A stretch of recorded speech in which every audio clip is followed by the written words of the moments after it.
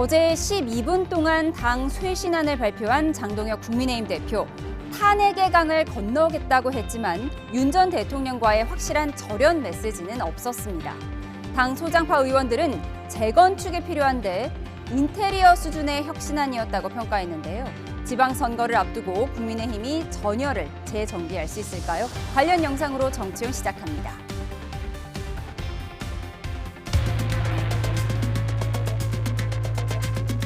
실제 비상계엄은 사실상 2시간 만에 종료됐고 헌법재판소의 결정에 대해서는 법원의 결정과 같이 순수한 사법적 판단으로 인정하지 않습니다. 지난해 8월 취임 뒤 첫 공식 사과입니다. 비상계엄은 상황에 맞지 않는 잘못된 수단이었습니다. 그 책임을 무겁게 통감하고 오세훈 서울시장은 환영 입장을 밝혔고 박형준 부산시장도 도심 어린 결단에 박수를. 윤 전 대통령과 명확한 절연이 쇄신의 선결 조건이라며 내부 인테리어 수준이라고. 윤어게인 절연 없는 계엄의 극복이라는 것은 허상입니다.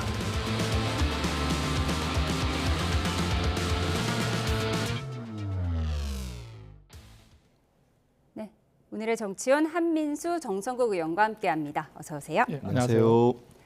네, 빨강이 아닌 주황색 넥타이를 메고 쇄신안을 발표한 장동혁 국민의힘 대표. 누구와도 힘을 모으겠다 이렇게 고개를 숙였는데 전체적으로 어떻게 보셨습니까? 어제 발표문을 두 가지로 좀 요약할 수 있을 것 같습니다. 첫째는 비상계엄은 잘못된 수단이었다. 그래서 국민 여러분께 깊이 사과드린다. 이게 하나고요. 예. 두 번째는 이재명 정권의 독재를 막아내는 데 있어서 뜻을 같이 하는 분이 있다면 누구와도 힘을 모으겠다. 네. 저는 이 두 개라고 봅니다. 그 누구와도가 누군지가 궁금한 거잖아요. 예, 저기 그 넥타이를 또 빨강이 아닌 주황색을 하고 나와서요. 예, 그 질문을 하실 수밖에 없는데요. 네. 일단 장동혁 대표가 지난 1년 12.3 비상계엄 1년 때는 사실 사과를 하지 않았잖아요. 예. 그래서 저희 국민의힘 의원들 한 40명 정도가 사과 메시지를 냈는데도 불구하고 안 했는데 분명히 이 부분에 대해서 잘못된 수단이고 사과드린다 깊이 이런 표현을 했기 때문에 분명히 거기에 대해서는 좀 발전된 그런 모습을 보였다. 그리고 또 그런 국민적 요구를 좀 받아들였다고 판단을 합니다.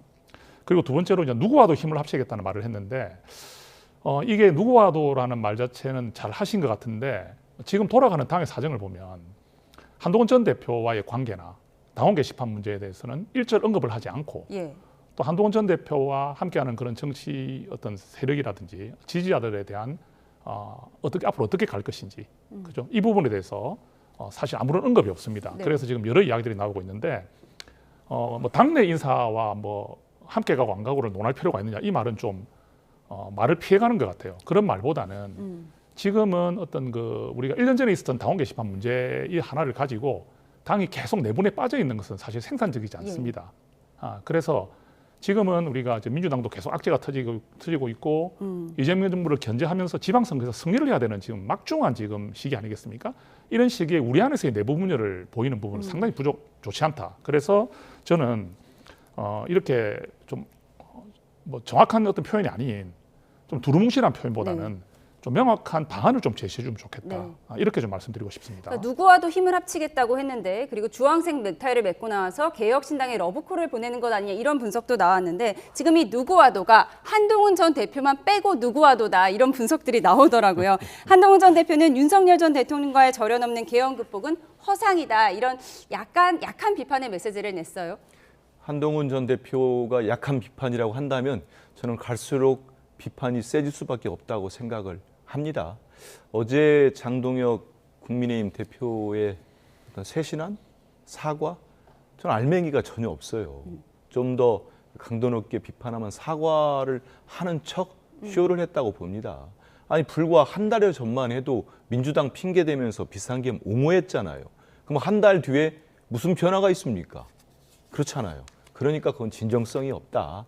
그래서 저는 장동혁 대표께서 어제 저 정도 얘기를 하면서 탄핵과 무슨 계엄의 강을 건너겠다고 했는데 저는 못 건널 거라고 봅니다. 탄핵의 강을 못 건널 것이다. 못 건너고 빠질 것 같아요. 그 강에 푹 빠져서 도저히 헤어날 수 없고 정말 생명이 끝날 수도 있지 않겠나 이런 생각을 해보는데 그렇지 않습니까?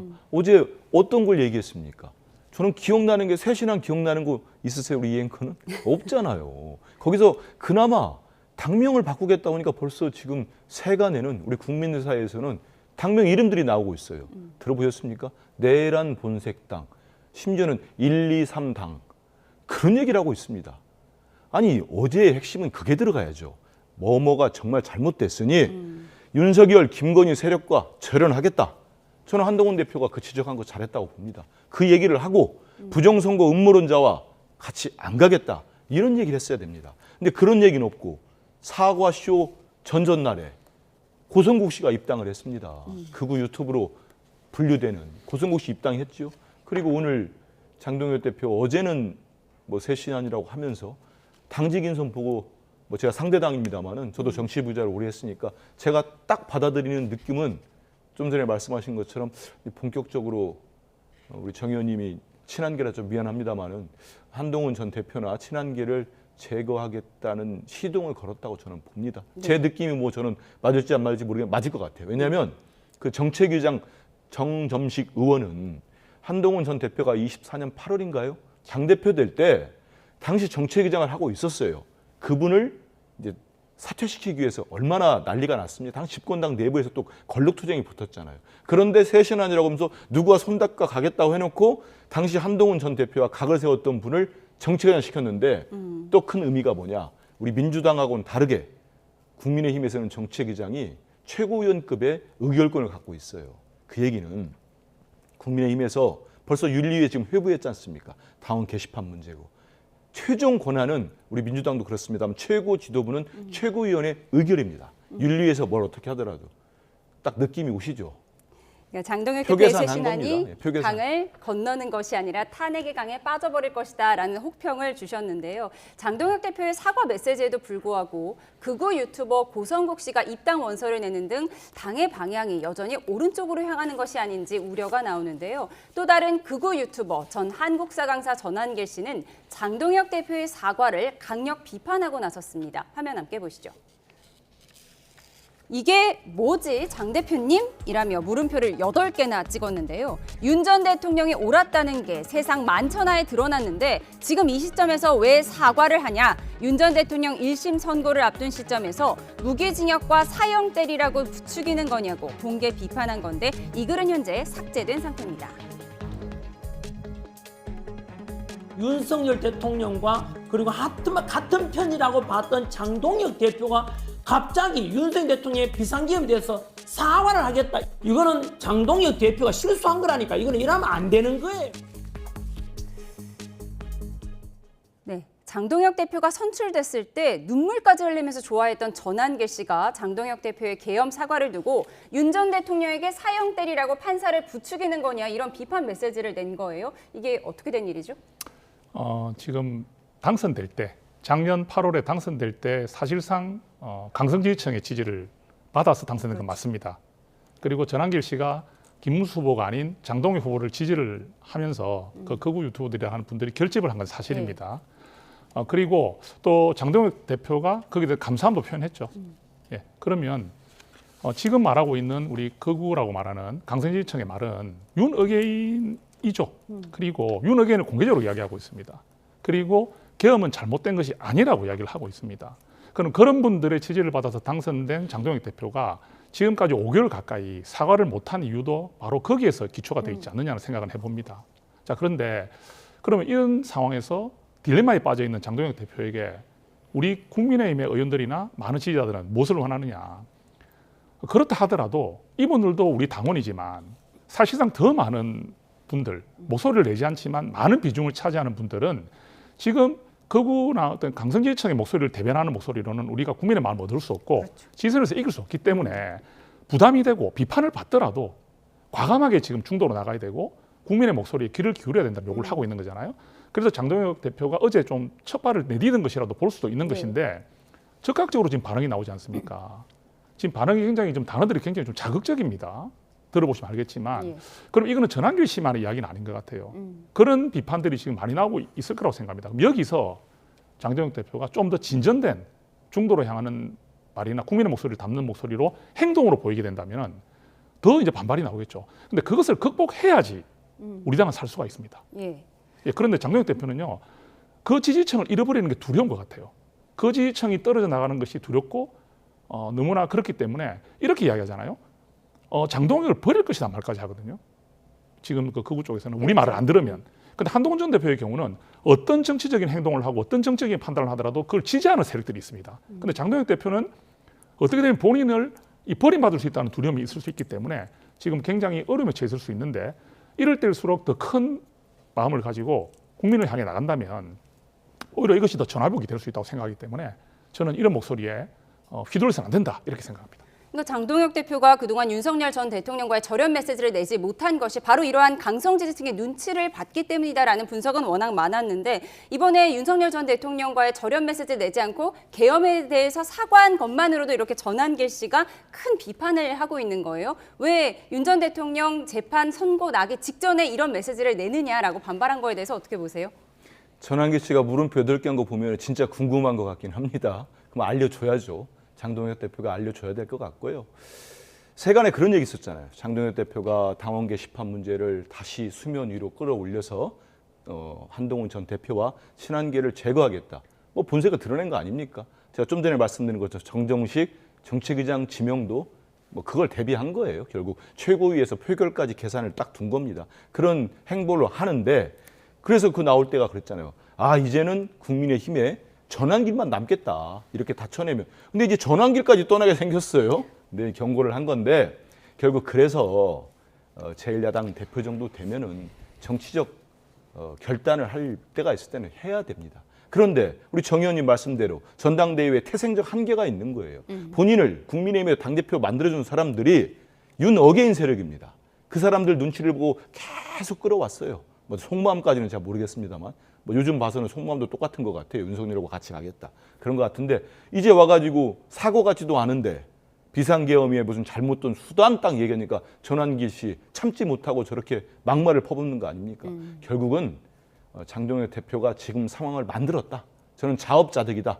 이 문제를 풀 수 있으면 그나마 조금 정치 생명이 연장되지만 못 풀면은 뭐 제가 아까 말씀드린 대로 그 강에 푹 빠져버릴 수밖에 없다. 네. 이런 말씀 드리는데 그러고 난 다음에 한 명이 나간다고 하니까 뭐 엊그제 한 명 또 데려왔으니까 고성국 씨 뭐 등치되는지는 모르겠습니다. 그런데 국민의힘 상황이 저 상대당입니다만 같이 정치하는 사람으로서 정말 안타깝습니다. 네. 왜냐하면 저건 아니죠. 국민들 마음을 얻고 아니 위헌적 불법 계엄을 한 대통령을 배출한 정당 아닙니까? 윤석열 씨를. 그러면 국민들에게 사죄를 해도 100번을 했어야 됩니다. 근데 결국 지금 어제라 내놓은 그 메시지 보십시오. 근데 지금 또 자중질환 일어나지 않습니까? 그래서 알겠습니다. 장동혁 대표가 모든 걸 책임져야 될 거다 이런 생각합니다. 네, 반발 있으십니까? 지금 뭐 말씀 중에 좀 기결에 대한 말씀도 있으시고요. 그래서 저는 다시 말씀드리는 게 우리가 지금 힘을 다 모아도 쉽지가 않습니다. 그죠? 우리가 지금 여러 지표들을 보면 지금 계속 정체가 되어 있는 상황입니다. 그럼 어제 새 신안을 발표했잖아요. 그 새 신안을 자꾸 발표할 수도 없는 거 아니겠습니까?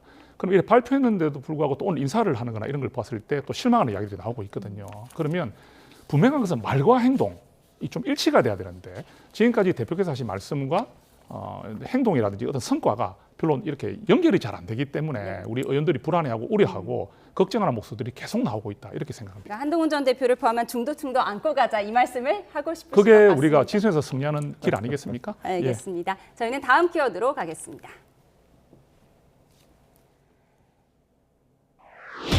3박 4일간의 중국 국빈 방문을 마친 이재명 대통령, 민주당은 새해 종합 선물 세트라고 치켜 세웠고 국민의힘은 굴욕적 방중이라고 비판했습니다. 들어보시죠.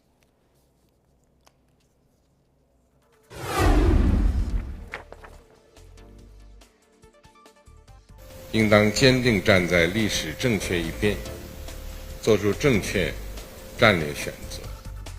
저는 그 말씀을 공자 말씀으로 들었죠. 착하게 잘 살자. 상의 그 정보 유출 사태 관련해서 중국인 직원 이런 문제들이 사실 있지 않습니까? 쿠팡의 그 범죄 행위자가 중국 사람이다. 어쩌라고요? 일본 사람이면 그러면 그때부터 일본 사람 미워할 겁니까? 어쩌라고요? 중국을 미워하면 안 된다는 것이 대한민국 대통령의 대답이었습니다. 시진핑 주석은 역사의 올바른 편에 서야 한다며 훈계에 가까운 오만한 발언을 했습니다. 샤오미 셀카와 줄 잘 서라는 경고만 남은 굴욕적인 방중입니다. 대한민국 국민이 이재명 대통령에게 묻습니다. 어쩌라고요? 대통령께서 그렇게 활짝 열린 소통을 보여주신 거 아니겠습니까? 뭐 그것이 정상회담 결과의 상징이다. 이재명 정부의 국익 중심 실용 외교가 만들어낸 그야말로 새해 종합 선물 세트였습니다.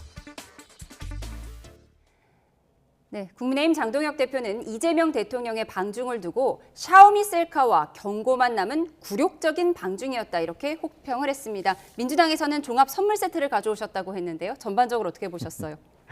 제가 여당 의원연사가 아니고 장동혁 대표도 저런 얘기하면서 그냥 찾아보라고 싶어요.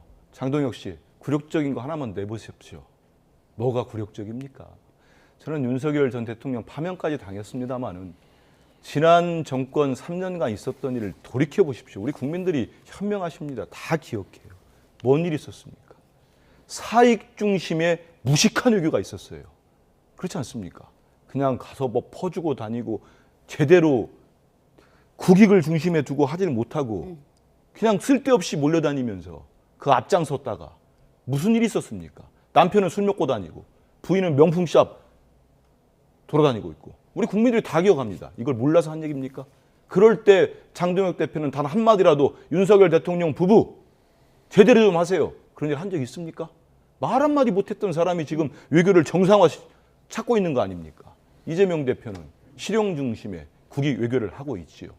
그리고 저는 셀카 장면은 앞으로도 저는 외교사에 남는 명장면이 될 겁니다. 네. 저도 대변인하면서 우리 대통령님 대표 시절에 오랫동안 같이 보좌하고 있었는데 셀카의 달인이긴 합니다. 잘 찍으세요. 구도를 잘 잡으시더라고요. 구도 잘 잡고요. 예. 한번 시진핑 주석이 느끼는 생각을 한번 해보십시오. 그리고 무엇보다도 우리 대한민국은 수출로 먹고 사는 나라입니다. 지금 중국과 홍콩에 우리가 수출하는 양을 생각하면은 전 세계 포션으로도 압도적입니다. 그런 상황에서 우리 대한민국 국민이 어떻게 살아야 되나? 우리 기업들이 어떻게 살아야 되나? 이게 대통령으로서는 가장 중심 아닙니까? 예. 그래서 지금 전면적인 한중 관계가 복원된 거 아닙니까? 제가 뭐 구체적으로 다 설명 안 하더라도 14개의 MOU를 체결했고 문화, 외교, 국방, 경제 다 정상화로 가고 있는 거 아닙니까? 북핵 관련돼 가지고도 밀도 있는 대화를 나눴지만 그걸 대통령께서 다 밝힐 수는 없다고 하신 거 아닙니까? 저는 적어도 여야든 진보든 외교와 우리 국익이 걸린 문제는 잘하면 잘한다고 박수 쳐주고 같이 가는 게 맞습니다. 예. 아무리 장동혁 대표가 지금 당내 문제로 궁지에 몰린다 하더라도 저렇게 대통령님 말 한마디 꼬투로 잡아가지고 뭐라고요? 그런 어쩌라고요? 식의 흉내내는 거 네. 본인을 위해서도 좋지 않고 네. 우리 국민들이 대통령 지지율이 얼마나 높습니까? 저런 말 하면 할수록 저는 장동혁 대표의 미천만 드러난다. 예. 그런 고툴이라고 생각합니다. 말씀하신 그 부분, 그러니까 쿠팡 정보 유출 피의자가 중국인이라는 점, 이 점에 대한 질문이 나왔더니 어쩌라고요라고 대답을 하셨습니다. 네. 그러니까 현중 정서를 비판하신 것 같아요. 그래요. 그 사실을 가지고 어떤 그런 일이 있었다 해가지고 그럼 그거를 이제 중국에 대한 미움으로 해야 되느냐 뭐 이런 말씀을 하신 것 같아요. 그렇게 저는 받아들이고요. 그러니까 중국이 부정선거에 개입했다는 소문에 대해서도 정신 나간 소리다 이렇게 얘기하면서 이제 중국인을 미워하지 말자 이런 얘기였던 것 같습니다. 사실은 부정선거론 같은 경우는 우리 국민의힘에서도 인정하지 않습니다. 그래서 그 부분은 저는 그렇게 좀 정리를 하고 싶습니다. 우리 한민수 의원님은 뭐 당연히 대통령 외교 칭찬하셔야 되고요. 저도 객관적으로 그렇습니다. 예, 저도 이제 외교나 안보 이런 쪽에서는 우리가 또 비판도 필요하지만 또 잘 되기를 바라는 마음이 있습니다. 이거는 보고 싶은 게 하나 있어요. 북핵 문제라든지 그 다음에 서해 구조물 문제는 사실상 전향적인 결과가 나오진 않았습니다. 예. 특히 이 서해 구조물이 굉장히 지금 민감하거든요. 이게 서해 잠정 조치 구역에 일방적으로 중국이 설치한 것인데 여기에 양식장 시설이 2개가 있고 관리 시설이 있습니다. 근데 관리 시설은 지금 철수를 한다는 말은 대통령이 하셨어요. 그러면 양식장 시설은 남아 있는데 여기에 지금 중간선을 긋자고 하고 있거든요. 예. 대통령께서. 근데 그게 굉장히 좀 쉽게 느껴지는데 사실상 저도 오늘 여러 자료를 찾아보니까 이 중간선을 긋는 부분이 굉장히 민감합니다. 그리고 오래전부터 이야기된 부분입니다. 그 말은 속 시원하게 중간을 그어버리자는 그 말에 우리 국민들은 해결이 되는 것처럼 느낄 수 있지만 상당히 이게 어려운 문제다는 그 말씀. 그리고 이런 말씀하셨잖아요. 아까도 나왔는데 시진핑 주석이 역사의 올바른 편에 서서 전략적 선택을 해야 된다. 네. 시진핑 주석이 그런 말을 할 수는 있습니다. 그런데 우리 대통령께서 공자 말씀으로 들었다 이렇게 할 때 저는 그 표현은 좀 바람직하지 않다 생각합니다. 원론적으로 답변하신 게 아닐까요? 예, 그런 식으로 볼 수 있지만 우리가 공자 말씀으로 들었다는 말 자체는 일단은 어떻게 받아들입니까? 뭔가 우리에게 좀 지침을 주는, 우리에게 어떤 그렇지 하는 식으로 받아들이는 느낌이잖아요. 그럼 우리는 똑같은 주권 국가로서 시진핑 주석이나 이재명 대통령은 같은 위치 아닙니까? 그죠? 우리는 또 자존심이 있습니다. 그러면 그 표현을 하더라도 네.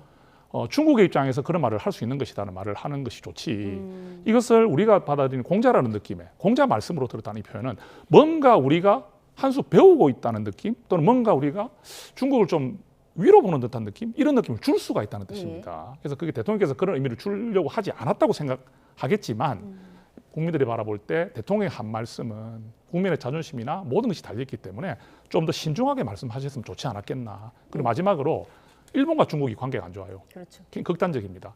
또 우리는 일본과의 관계도 있습니다. 한미일 안보 협력. 그러면 지금 이번에 이 방중이 자칫 친중 행보가 너무 강화되는 듯한 느낌을 주는 것도 사실 우리가 좀 경계해야 될 부분이거든요. 참 쉽지가 않습니다. 그죠? 그렇죠. 그래서 이런 부분들에 대해서도 이 지적도 좀 겸허히 받아들이는 모습이 되었으면 좋겠다. 이렇게 미국과 봅니다. 일본과의 관계까지 좀 고려했었으면 좋겠다라는 아쉬움을 말씀해 주셨습니다. 그런가 하면 이 대통령이 어제 중국 국빈 방문을 마치고 귀국하면서 SNS에 귀여운 펭귄 사진을 올렸는데 어떤 의미였을까요? 화면 함께 보시죠.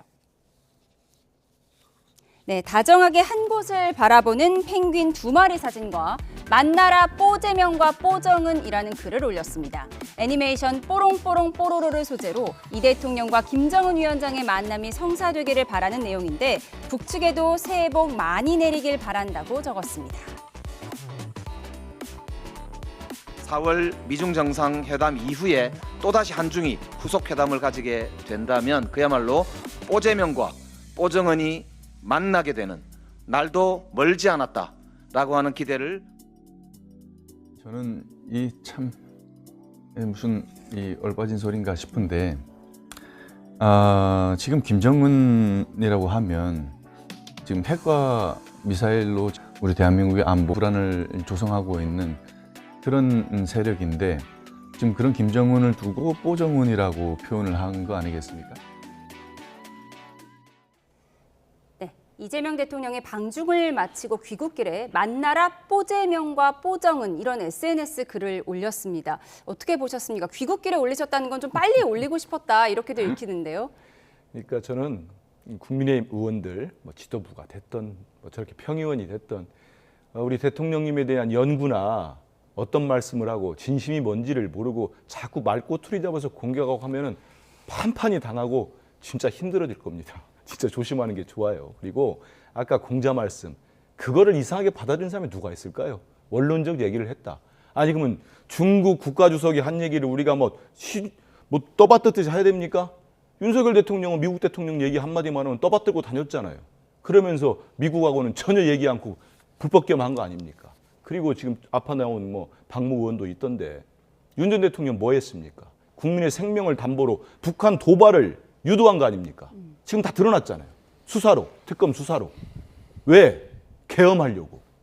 이런 짓을 한 사람입니다. 윤석열 전 대통령이. 거기에 대해서 반성은 못하고 뽀통령과 뽀로로.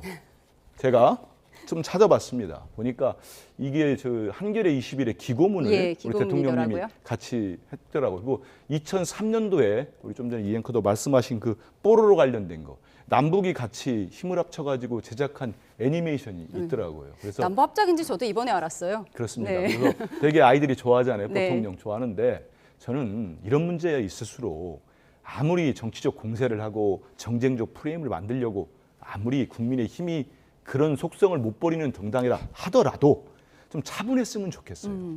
우리가 북한과 한반도의 평화와 안정을 찾으려고 하는 게 김정은 좋으라고 합니까? 그거 아니잖아요. 우리 5,200만 국민들의 생명과 안전을 위해서, 재산을 위해서 그거 하는 거 아닙니까? 예. 전쟁까지 일으키려고 했던 대통령, 전직 대통령 자기들이 배출한 거 아닙니까? 지금은 어떤 식으로든지 간에 남북이 그리고 동북아가 한반도가 평화롭게 가야 되는 거 아닙니까? 예. 이런 과정에 있어서 저는 뭐 이런 기고문도 내고 이렇게 좀 메시지를 담았다고 봅니다. 예, 중국에 갔다가 돌아오는 길에 뽀로로 이재명과 뽀로로 김정은이 만났으면 좋겠다라는 바람, 이 사진을 올린 것에 대해서 박충건 의원은 무슨 얼빠진 소리냐 이런 비판하는 말을 했거든요. 그 좀 돌아가 보면요, 문재인 정권 때 사실 뭐 여러 가지 김정은 위원장과의 만남이 많았잖아요. 극적인 장면도 있었고, 그다음에 뭐 도보 같이 걸으면서 그죠, 여러 가지 이야기 나누고 하는 부분들, 남북 연락 사무소라든지 여러 가지 일들이 있을 때. 사실 국민들이 그때 좀 기대도 했었잖아요. 트럼프와의 또 정상회담도 있고 뭔가 해빙기가 열린다는 생각을 했었습니다. 그런데 결과가 어떻게 됐습니까? 결국은 북한의 핵은 더 진전되고, 그죠? 그리고 남북 연락 사무소는 폭파되고, 그때 우리가 가졌던 상실감이라든지 북핵 문제는 우리의 마음과 다르게, 북한은 우리가 다가서는 마음과 다르게 북한이 가지는 마음은 다르구나는 걸 확인을 했던 거죠. 그러면 윤석열 정부 때 우리가 경색이 많이 되었지만, 지금 우리가 김정은 위원장을 만나서 남북 문제를 풀고 싶다는 마음은 우리가 이해할 수가 있습니다. 대통령으로서 우리 국가를 책임지는 대통령이 이렇게 많이 경색되어 있던 남북 문제를 풀고 싶다는 마음까지는 이해를 하지만, 이것이 좀 더 도를 넘어가지고 구애를 하는 느낌, 예, 만나달라는 어떤 그런 뭐 액을 하는 느낌, 이런 느낌을 줄 필요는 없잖아요. 그래서 이거는 지금 저희 단독으로 또 해결될 문제가 아닙니다. 우리가 요청하는 것도 필요하지만 사실 우리 그 트럼프 대통령이라든지 시진핑 주석의 그런 어떤 위치들을 활용해서 우리가 도움을 받아야 될 부분도 있거든요.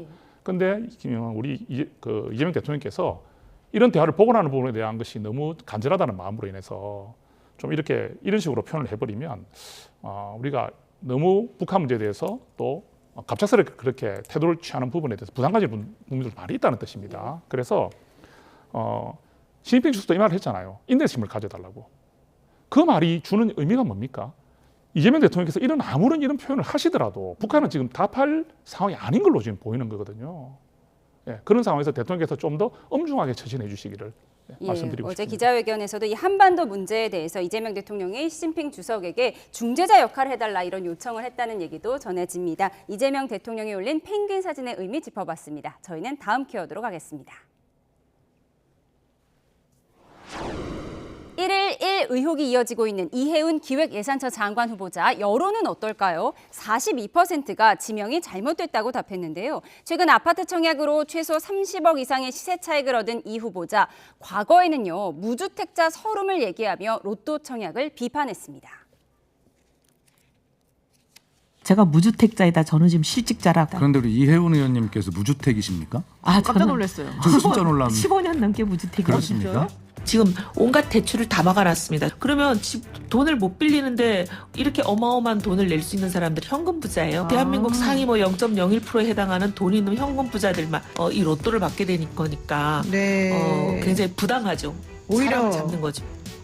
재산 급증 논란에 백지 신탁했던 가족회사의 비상장 주식 100억 원이 반영된 거라고 설명했죠. 국회의원 때 백지 신탁했다가 임기 끝나고 되찾아간 건데, 과거 상대 후보에 대해서는 어떤 입장이었을까요? 백지 신탁을 법에 정한 절차에 따라 맡기겠다라고 정 후보님이 말씀을 하셨는데, 법에 정한 절차에 따라 상식적으로 이게 진행이 된다면 당연히 백지 신탁이 되어야 되고 전략 매각이 이루어져야 될 문제라고 봅니다. 이런 가운데 이해운 장관 후보자 지명에 대해 42%가 잘못한 결정이라고 답한 여론조사 결과가 나왔습니다.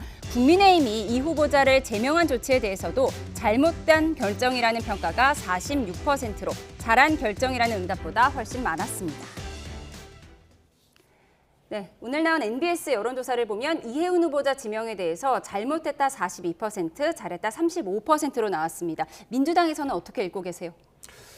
일단 이해운 후보자 스스로가 저런 의혹들에 대해서는 청문회를 통해서 명확하게 밝혀야 될 겁니다. 저는 뭐 백지 신탁 지금 두 가지가 오늘 지금 나왔는데, 백지 신탁 문제는 보니까 가족회사이기 때문에 비상장 주식이고, 여러 가지 그동안 나왔던 이런 백지 신탁 제도, 여기에 대한 지적들을 한 기사들이나 어떤 평론을 보더라도 비상장 주식 같은 경우는 맡긴 다음에 한 일정 기간이 이게 뭐 팔리지 않거나 회수가 안 되면은 나중에 뭐 국회의원직을 그만두거나 할 경우는 다시 그걸 뭐 가져가더라고요.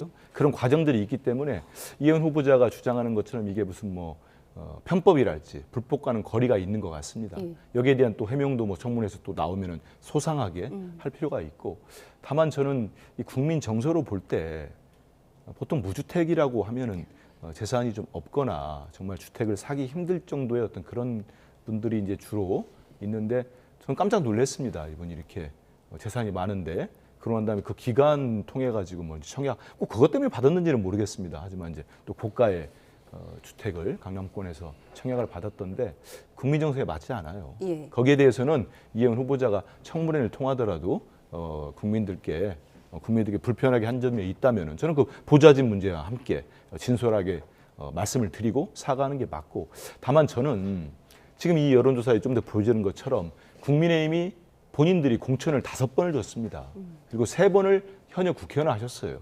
그런데 뭐 대통령께서, 우리 이재명 대통령님이 이분을 발탁한 거는 이분의 개인적 능력과 함께 정말 국민을 위한 정책을 쓸 수 있는 사람이라면 이분이 어느 진영에 있던 뭐 가리지 않고 써서 국민들 위한 정책을 쓰고 싶다.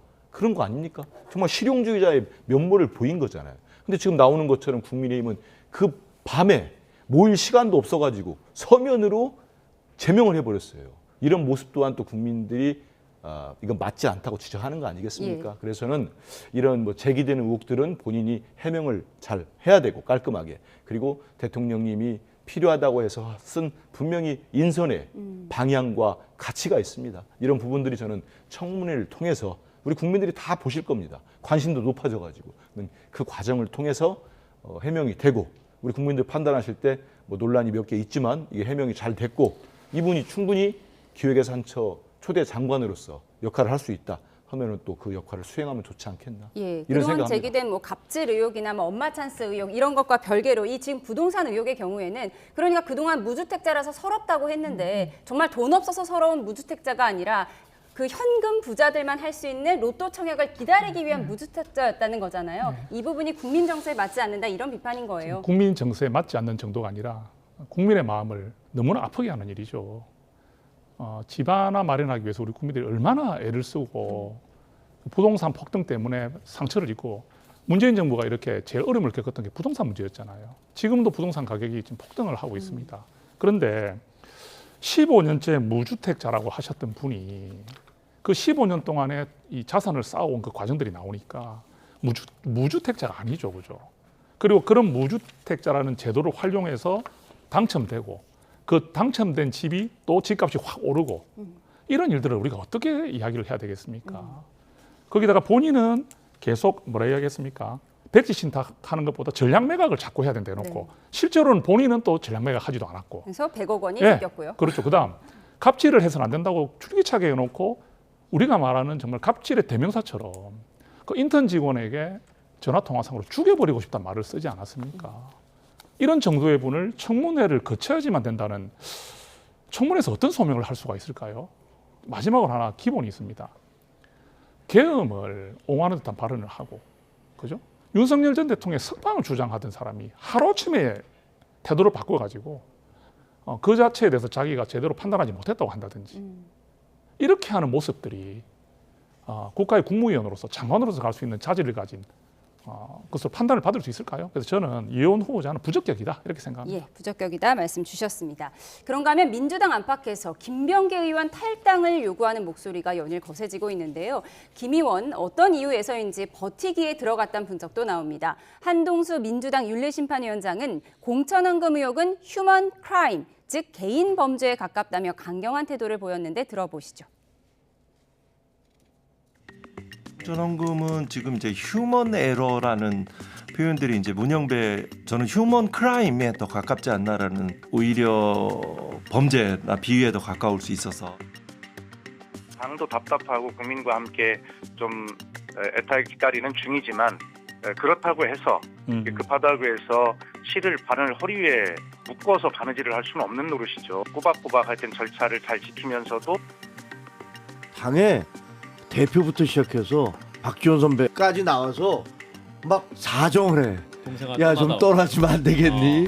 너 좀 그만두시면 안 되겠니? 예. 그렇게 얘기하고 있어요. 예. 차라리 날 잘러. 나 탈당 못해. 근데 나 잘라봐. 내가 어떻게 하는지. 뭐 이런 얘기 아닙니까? 사실상 협박이지. 네, 조금 전 김종혁 전 최고위원이 말한 부분, 정치권에서는 김병기 의원이 갖고 있는 한 방이 무서운 사람들이 많을 거다. 김병기 의원이 일종의 협박을 하고 있다. 나 탈당 안 할 거다. 이것이 협박이라는 거예요. 이 부분 어떻게 들으셨어요?